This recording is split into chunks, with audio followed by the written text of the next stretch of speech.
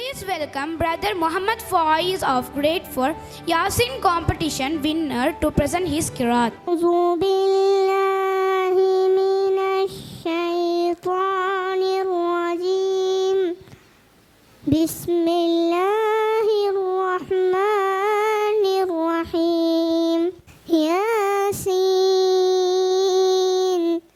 والقرآن الحكيم إنك لمن المرسلين على صراط مستقيم تنزيل العزيز الرحيم لتنذر قوما ما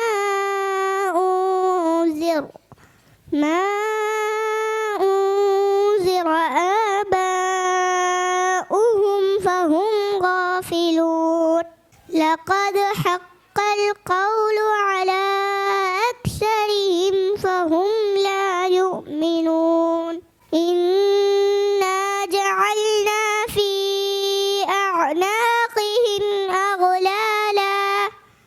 أغلالا فهي إلى الأذقان فهم مقمحون. وجعلنا من بين أيديهم سدا ومن خلفهم سدا فأغشيناهم فهم لا يبصرون. அல்ஹம்துலில்லாஹ். இவர்கள் யாசின் மனப்பாடம் பண்ணியிருக்காங்க. இவர் ஒருத்தர் மட்டும் இல்லை, இதே போல் ஒரு 20-30 பேர் நம்ம பள்ளியில் மிக அழகான முறையில் யாசின் மனப்பாடம் மட்டும் இல்லை, ஒவ்வொரு ஆயத்துக்கும் என்னென்ன விளக்கங்கள், தஜ்வீதுடைய சட்டங்கள், ஒரு ஆயத்துக்கு சொல்லி நம்ம இப்போ நேரம் இல்லைன்னு சொன்னால் ஒவ்வொரு பிள்ளைகளையும் நம்ம காமிச்சிடலாம். ஒருத்தர் மாத்திரம் இல்லை, எல்லா ஸ்டூடெண்ட்டும் அல்ஹம்துலில்லாஹ் யாசீனை தஜ்வீதோடு சொல்லுவாங்க.